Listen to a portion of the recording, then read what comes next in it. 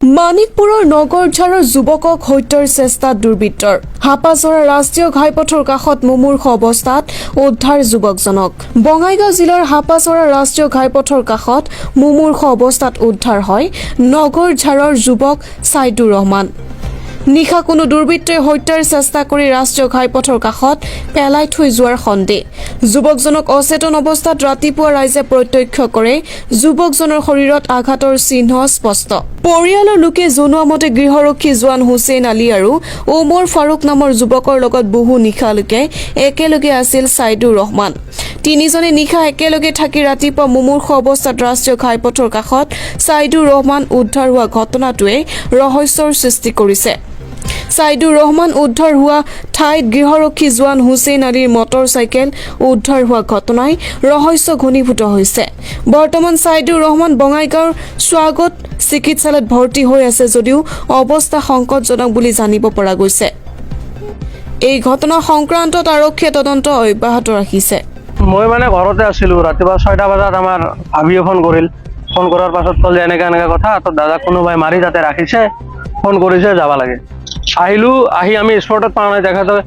কোনোবাই লৈ গৈছে অলপ আগত তাতে বহাই ৰাখিছিল আমি লৈ হস্পিটেলত এডমিট কৰিছোঁ পুলিচক খবৰ দিয়া হৈছে পুলিচ আহি আছে বুলি কৈ আছে দাদা কি কৰে মোৰ দাদা ড্ৰাইভাৰ বাইকখন তেখেত লগৰে মানুহৰ কিন্তু তেখেতে ক'ব নোৱাৰে বাইকখন কেনেকৈ আহিল ইয়াতে কেনেকৈ আহিল ইয়াতে আমাৰ দাদাই কেনেকৈ আহি হাপাচৰা ভাল গম নাপায় কি বিচাৰে এতিয়া আমি এইটোত উচিত তদন্ত বিচাৰিছোঁ পুলিচক ৰিকুৱেষ্ট কৰিছোঁ যিকেইজন মানুহ জড়িত আছে দুৰ্বৃত্ত তেখেতক শাস্তি দিব লাগে ঘটনাটো মানে মোৰ ভাগিন শাহিদুল ইছলাম এই মানে পৰহি লাইন গাড়ীত ড্ৰাইভাৰী কৰে এই কালি পৰহি ঘৰত আছে যোৱাকালি ৰাতি 1টা বজাত মানে ফাৰুক আৰু হুছেইন হোমগাৰ্ডত কাম কৰে এই গাড়ীখন যাৰ তাৰে তিনিজনে একলগত ঘূৰিছে এখন গালামাল দোকান ৰাতি 12:30 মানত তাতে গৈছিল কিবা মাল আনিব কাৰণত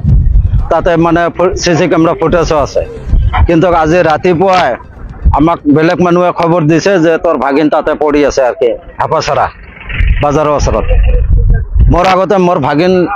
ৰাজু আহি মানে দেখা পাইছে তাতে পৰি আছে কিন্তু ইয়াক স্বাগত নাৰ্ছিং ৰুমত লৈ গৈছে ময়ো চাই আহিছোঁ এতিয়া মানে গাড়ীখন ইয়াৰে হুছেইনেৰে তে প্ৰশাসনক আমি এইটো অনুৰোধ একদম কৰজোৰে মিনতি কৰি কৈছে ইয়াত উচিত তদন্ত কৰি ইয়াৰ উচিত যাৰ দোষী তাক উচিত শাস্তি দিব লাগে এনেকুৱা কাম যাতে ভৱিষ্যতে বেলেগ মানুহ নকৰে আৰু মোৰ কথা এইখিনিয়ে আৰু প্ৰশাসন একদম পুৰা ইয়াৰ উচিত তদন্ত নিব লাগে একদম অনুৰোধ কৰিছোঁ মই আৰু কি মোৰ ভাগিনটোৰ কি দোষ আছিল অৱস্থা একদম চিৰিয়াছ হৈ আছে ই কোনো ৰাহমাত কৰিব পৰা নাই আজিলৈকে